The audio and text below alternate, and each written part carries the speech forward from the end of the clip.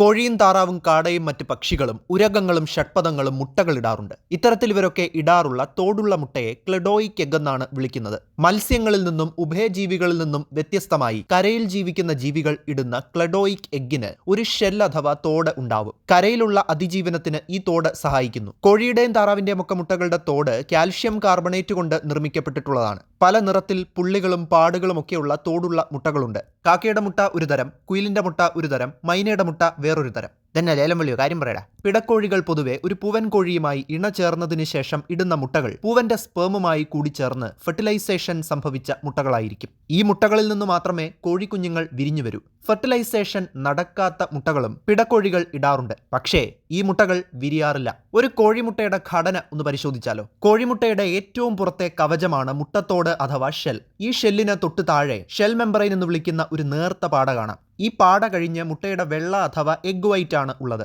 ഒരു മുട്ടയുടെ ഏകദേശം 60% എഗ് വൈറ്റ് ആയിരിക്കും. മുട്ടയുടെ വെള്ളയുടെ 88% വെള്ളമാണ്. ബാക്കിയുള്ള 11% ഉള്ളത് പ്രോട്ടീനുകളാണ്. മിച്ചമുള്ള 1% കൊഴുപ്പ് അഥവാ ലിപ്പിഡുകളും കാർബോഹൈഡ്രേറ്റുകളും മറ്റുമാണ് ഉള്ളത്. എഗ് വൈറ്റിൽ ഏറ്റവും കൂടുതലുള്ള പ്രോട്ടീൻ അത് ഒവാൽബുമിനാണ്. പിന്നെ ഏതൊക്കെ പ്രോട്ടീനുകൾ ഉണ്ട് എന്നറിയാൻ ഈ ലിസ്റ്റ് ഒന്ന് നോക്കിക്കേ. എഗ് വൈറ്റ് കഴിഞ്ഞാൽ ഒരു മുട്ടയുടെ ഏകദേശം 30 മുതൽ 33% ഉള്ളത് മഞ്ഞക്കരു അഥവാ എഗ് യോക്കാണ്, അതായത് മുട്ടയുടെ ഉണ്ണി. ഈ മഞ്ഞക്കരുവിന്റെ 50% വെള്ളമാണുള്ളത്. കൂടാതെ ഇതിൽ 15 മുതൽ 17% പ്രോട്ടീനുകളും 31 മുതൽ 35% ലിപ്പിഡുകളും 1% കാർബോഹൈഡ്രേറ്റും അടങ്ങിയിരിക്കുന്നു. അതായത് എഗ് യോക്കിൽ കൊഴുപ്പിന്റെ അളവ് കൂടുതലാണ്. അശ്വട, അതാണല്ലേ ചിലര് മുട്ടയുടെ ഉണ്ണി തിന്നാതെ വെള്ളം മാത്രം തിന്നുന്നത്.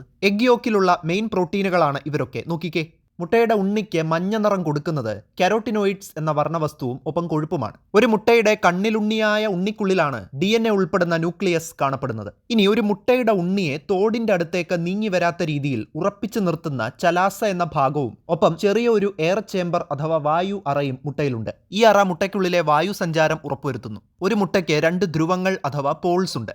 അനിമൽ പോളും വെജിറ്റൽ പോളുമാണത്. ഒരു മുട്ടയിൽ നിന്ന് എംബ്രിയോ അഥവാ ഭ്രൂണമുണ്ടാകുന്ന സമയത്ത് അതിന്റെ തലയും വാലും തീരുമാനിക്കുന്നത് ഈ ധ്രുവങ്ങളാണ്. അട ഗൊമ്മാലെ.